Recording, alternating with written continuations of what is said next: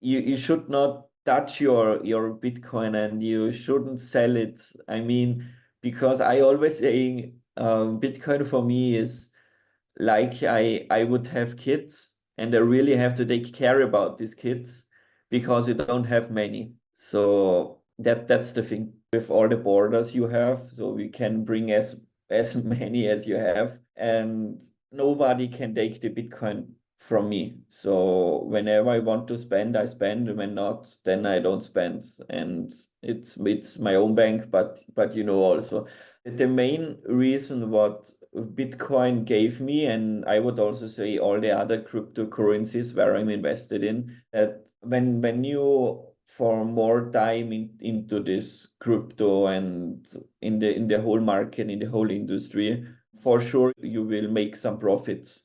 And when you are in profit, then for sure, when you don't have the need to think all the time, maybe how can I buy food maybe in the next month? So that was easier for me to travel, to really do what I want to do. So I went into a monastery for some months. I traveled a lot because just to improve myself and to work on myself. Hi everyone. Today we have an esteemed guest. Lucas, can you introduce yourself? Yeah, hey, nice to meet you, everyone. My name is Lukas. I'm from Austria. Living, how to say, out of this use case, for me, all the crypto space is not really about money. It's just about the lifestyle. It's a way of life. And so I moved abroad for 4 years ago. So I moved to Cyprus, and from Cyprus out, I'm going out in the world. I like it to be in Thailand, travel a lot. And I found Bitcoin so more than 10 years ago. So that's kind of the So, way I went into. so, how did you find out about Bitcoin? Like, if you can Um, recall that story. yeah, that's a funny story. I was back in school. I was in my almost my A levels, and before the A levels, a friend of mine showed me, hey, I have here this kind of investment opportunity, so I can earn money. But when I bring to more, then I can much more money. So kind of this network marketing scheme, and I was like, hey, what is that, and everything. So then I searched a little bit about on the internet, and then I found already Andreas Antonopoulos, and so that was then one of my early things I wrote about it, and also reading and everything. So this was then my beginning getting deeper into Bitcoin, and it for me always in the summer times during the classes I had like time to spend, and I worked on a construction, and there I got like, yeah, it was for me huge money.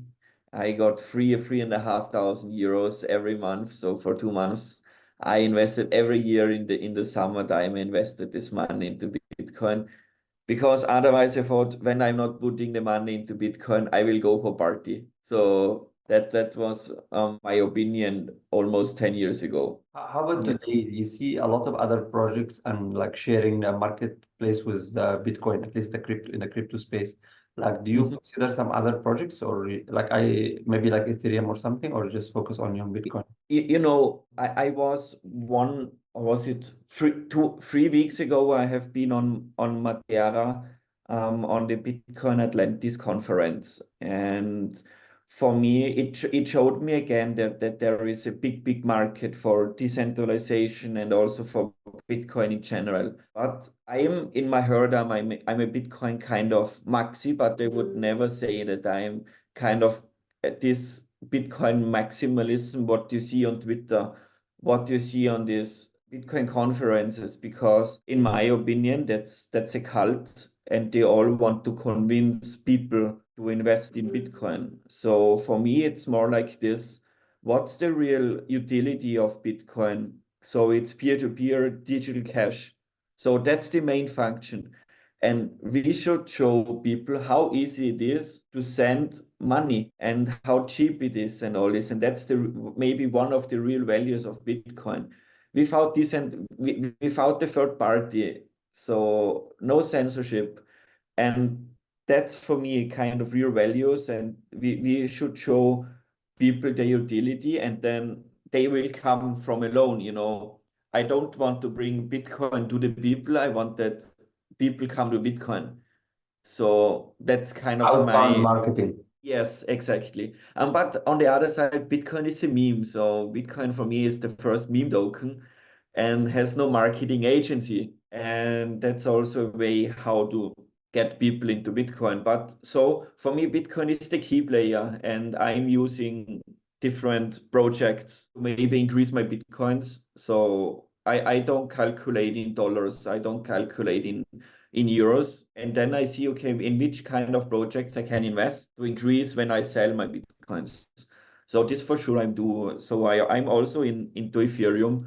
I also like Ethereum. I mean, why not? It's impressive what they are doing, and it's so different to Bitcoin. You're not able to compare Bitcoin and Ethereum, what all these people are doing outside. It's like apples and oranges. It's like totally different. Yes, exactly. That's it. Yeah.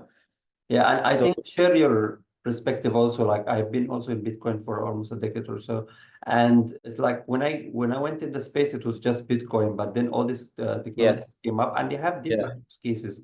So yeah, I obviously adore Bitcoin and everything, but still I lend my mind, like open my mind to other technologies. If there is another use case, yeah, something, why not? Because we do that in our lives. Like you're not going to eat Bitcoin, right? Like we eat something else. So it's like every yeah, life has its own tools and utilities. You cannot just use one thing for everything. If you can, yeah. it's good, but you don't have to force it. Like right now, I feel like, as you mentioned, like there is Mm, some movement like to force Bitcoin, but actually, mm, if you develop it in a way and like show the people its utility, the people will come.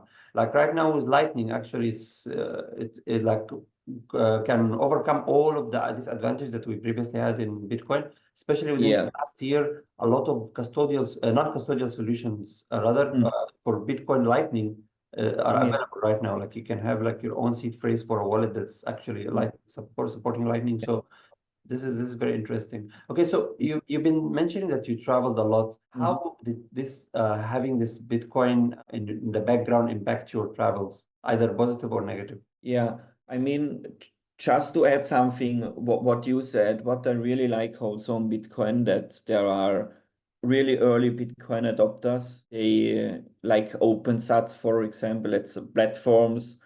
They really provide you with allocation for a year when you have a great idea about Bitcoin, and then you can really work on this. So that's quite unique. And there are also a lot digital nomads still working on Bitcoin and getting this kind of Bitcoin allocations. For me, Bitcoin gave me this impact because of, for me, Bitcoin is a vehicle to enhance my life, because on different kind of ways, for sure, monetary, but also you with all the borders you have, so we can bring as many as you have, and nobody can take the Bitcoin from me. So whenever I want to spend, I spend, and when not, then I don't spend. And it's my own bank, but you know also the main reason what Bitcoin gave me, and I would also say all the other cryptocurrencies where I'm invested in, that when you for more time into this crypto and in the whole market, in the whole industry, for sure you will make some profits. And when you are in profit, then for sure, when you don't have the need to think all the time, maybe how can I buy food maybe in the next month? So that was easier for me to travel, to really do what I want to do. So I went into a monastery for some months. I traveled a lot because just to improve myself and to work on myself, because I have kind of, yeah, financial support from, also, I mean, not in a bear market, but in a bull market for sure.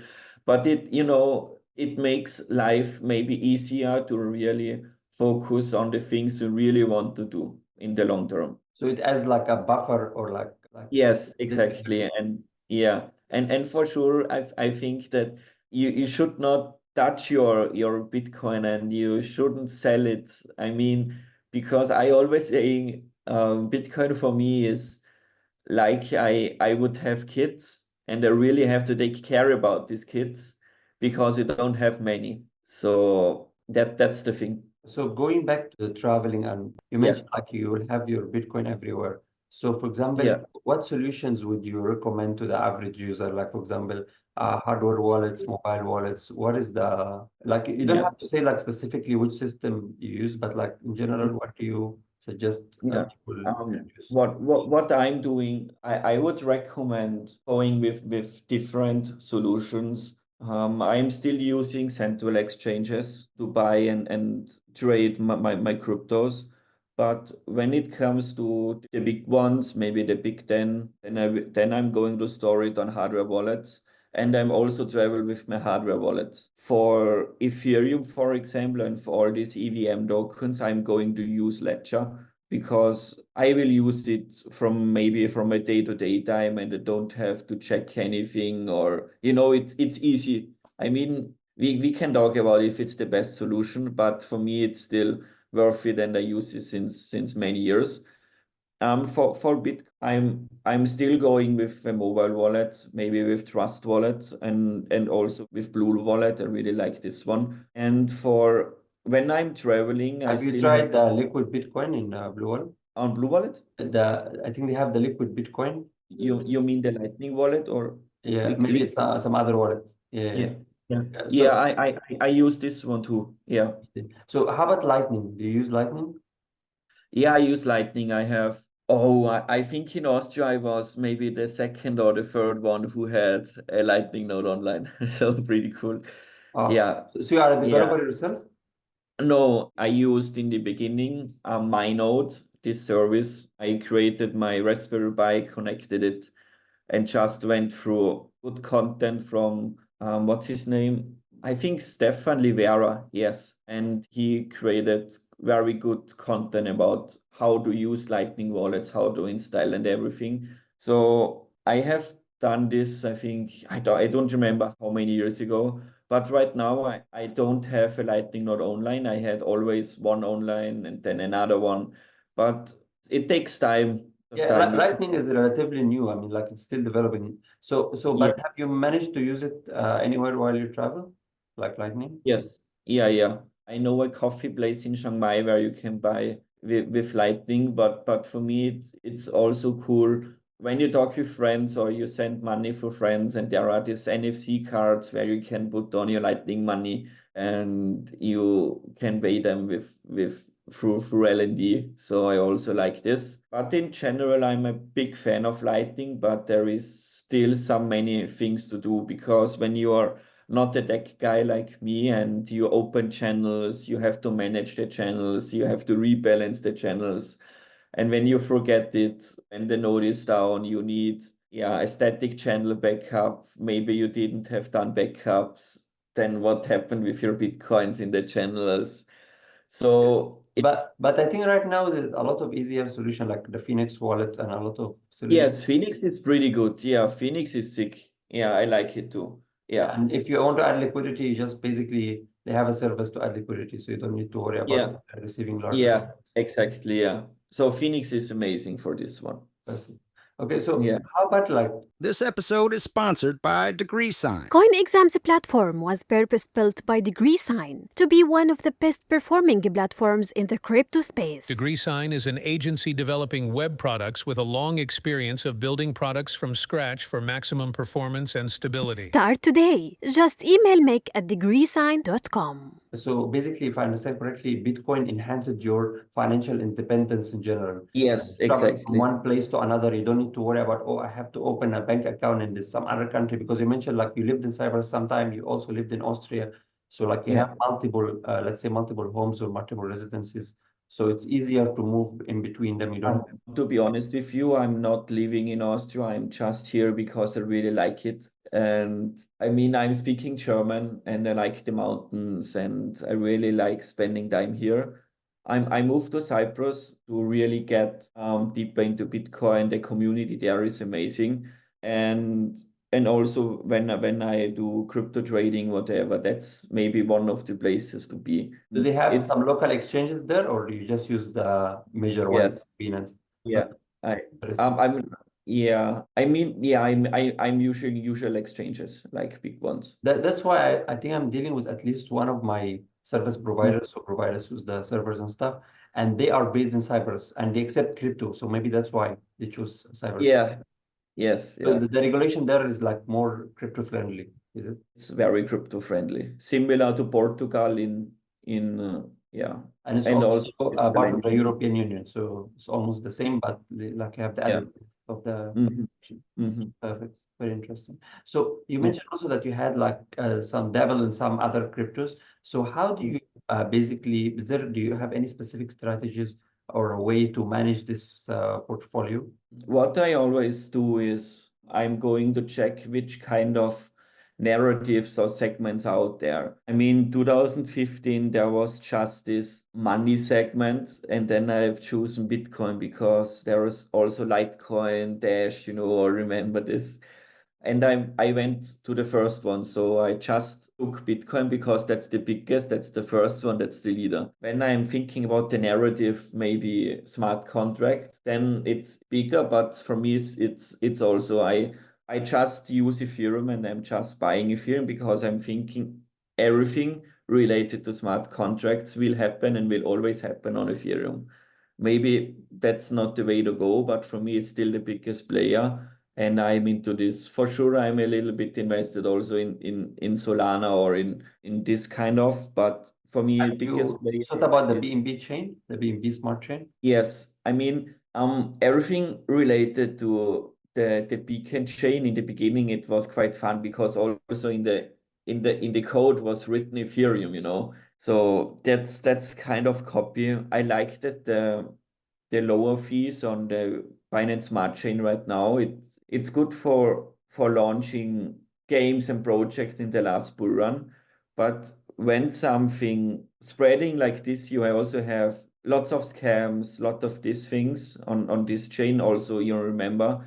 But when you're longer in the crypto space, and for me, to be honest with you, I don't see real value in it. BNB chain, when I'm right, has only 12 nodes, so that's not really centralized or decentralized. And also to share with you, I think when a project has such low fees, I like it. But when you compare it to Ethereum, I talked before about network effects. When you see NFTs, do you have any valuable NFTs on Binance Smart Chain? No, you don't have it on Cardano or you don't have it on Polkadot. Nowhere. Maybe on Solana, yes. But I mean, Basically, the high fees on Ethereum is compensated by the higher value in whatever project yes, you're doing. exactly, yeah.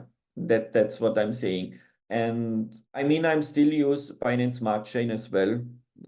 I was in the last one, was nice dealing with PancakeSwap and checking out new tokens. So that was quite interesting for me as well. Perfect. So moving forward, do you think like if you look at the past cycles, Bitcoin Mm, seems to always like gain some market share from the other cryptos, but mm, at the end of the day, if it's like higher lows, like or like lower highs, like if you mhm, go to the market share of Bitcoin, you can see it's like over the years, each cycle it's like losing some market share. Like obviously in the beginning it was like more than 90%. Now mm, it's like 50%, sometime less, sometime more, and it's mm, moving in that direction, like because obviously there are a lot more projects, like thousands of projects. Not all of them, like maybe all of them is like 1 or 2%, but there is a mm. few ones that are big, like Yeah. obviously Ethereum leading the way, Solana, and you have Cardano, and a lot of other projects. So do you think moving forward, the Bitcoin will regain and this like will reverse a bit? Because like maybe some other projects are turned out to be a scam, like let's say for example Luna, or like maybe Mm, it's a failure in the protocol. yeah. So, do you think that moving forward we will see less bigger projects and Bitcoin will take this market share, especially that we have Lightning? Or you see the different, like from your perspective, as you have seen already for many years, Bitcoin like development Yeah. in the market. So what is your vision on that? I think what's important to know that it's like in politics. You have the right and you have the left. But most of the people want the middle. They want to vote for the middle. So when you have Bitcoin, when you have Ethereum, when you have other projects, so Bitcoin is money. Ethereum is dealing with smart contracts and everything, but the longer they are still, they think they have to compete and everything to gain or to get the money or to get value in whatever. What all the projects are doing out there is copying the best and try to integrate it. So when everyone is integrating the best, everyone is going to the middle and everyone is quite the same. So what are the people going to decide? And this is, I think, when this will happen, that's for sure that can only be Bitcoin. You can also do smart contracts, everything on Bitcoin, you know, but it's, Yeah, with the let's see what's update, happening. Yeah, with the group update, there's actually like some form of smart contract that can be used.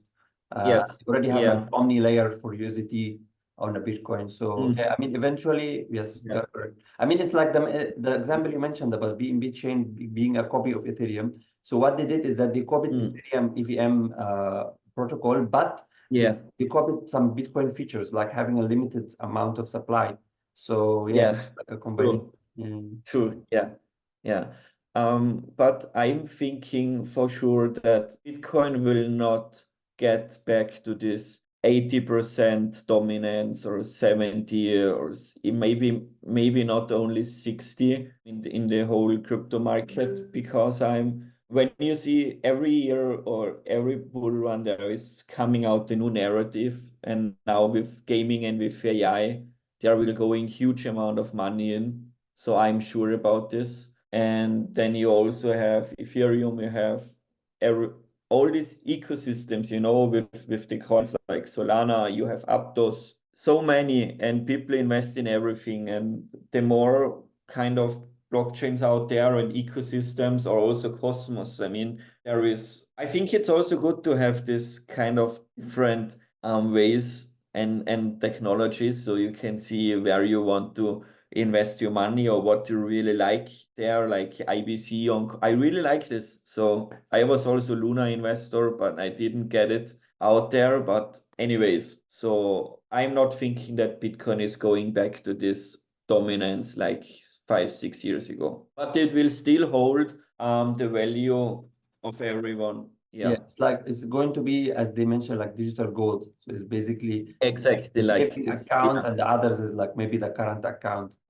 Perfect. So thanks for sharing your perspective. Is there a way for people to get in touch with you? I see like you have the YouTube channel and Twitter. Is there any other channels as well? Yes, so most of the time I'm on Medium. Like I'm writing daily on Medium, since that was a way my life how I went into crypto, because I started to deal with Bitcoin, and I just wanted to add value, and I wrote down everything because I met a brilliant guy in next to my village. So in a and he was kind of my mentor, and he told me so much things about economics, especially Austrian economics, about technology, about crypto, about blockchain. And I always went to him. He is hairdresser, and so always when he cut the hair, he just explained me things, and I wrote down everything. And then I thought, why don't take these assets or this information and put it somewhere?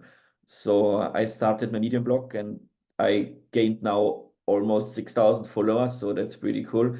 And then I also wrote a book together with him, 2022, just about Bitcoin. So this was amazing. And YouTube was just of a side hustle.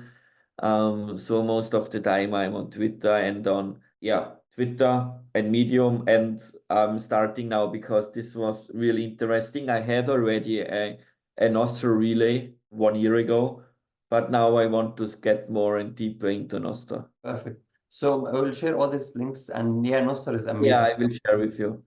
Okay, great. So Thanks for the invitation, likewise. and we hopefully we can also stay in contact. Yes, for sure. Okay. Yeah.